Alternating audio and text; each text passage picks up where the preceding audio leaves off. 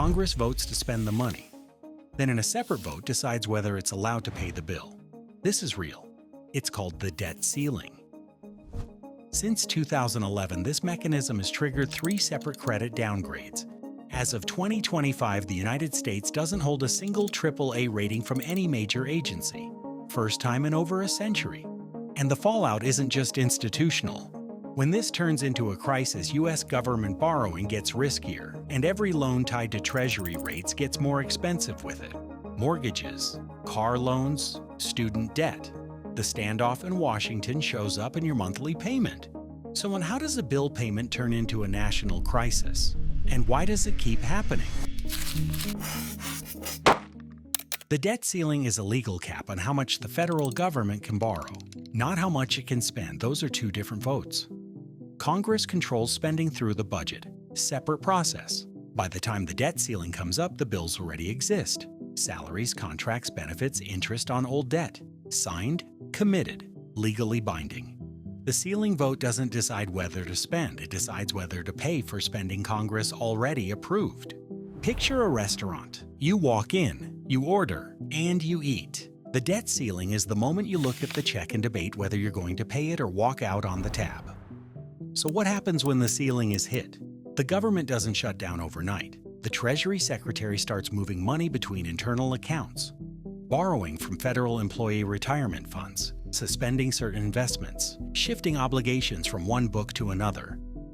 Think of it as the restaurant manager raiding the staff pension fund to keep the lights on. It buys a few months, it solves nothing, and these maneuvers have a deadline. The exact day the last internal dollar runs dry, when there is genuinely nothing left to shuffle, that's called the X date. After that, the government can't meet all its obligations. That's the cliff. If this were just an accounting glitch, nobody would care. But for decades, that's basically what it was. Since 1960, Congress has raised or modified the ceiling over 78 times, 49 under Republican presidents, 29 under Democratic ones. Both sides have cast protest votes when they were in the minority. Senator Obama voted no in 2006 and later called it a political gesture, not a real position. Raising the ceiling was about as dramatic as renewing a streaming subscription. Then it stopped being routine. Around 2011, one side controlled Congress, the other held the White House, and a bill payment became a bargaining chip.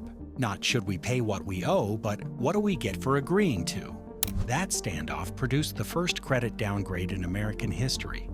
Retirement accounts lost $800 billion in a single quarter, and the average mortgage jumped roughly $100 a month. Not from a recession, not from inflation, but from a fight over paying a bill that was already due. And it set a pattern.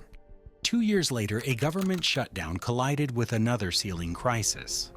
In 2023, a standoff came within 48 hours of default. $47 billion in Medicare payments, $12 billion in veterans benefits, all scheduled for the days Congress was still negotiating.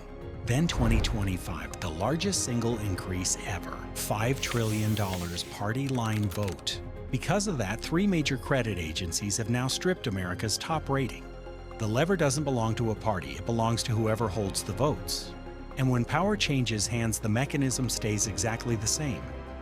Only one other developed country has a system like this: Denmark. But the Danes set their ceiling so far above actual debt it never becomes a fight, like a ceiling in a cathedral. Technically there, practically irrelevant. No other democracy regularly threatens to not pay its own bills. And every time this cycle repeats, the cost doesn't land on the people making the deals. 40% of Social Security recipients depend on that check for over 90% of their income. A delay of a few days means missed rent, missed medication. You know, Congress has always acted in time. No check has ever been late. But the 2011 standoff alone added $1.3 billion to the national borrowing tab, just from the uncertainty. Eventually, the bills got paid, but the damage was already done. The ceiling is now set at $41 trillion. The mechanism is still in place, and the next round is already on the calendar.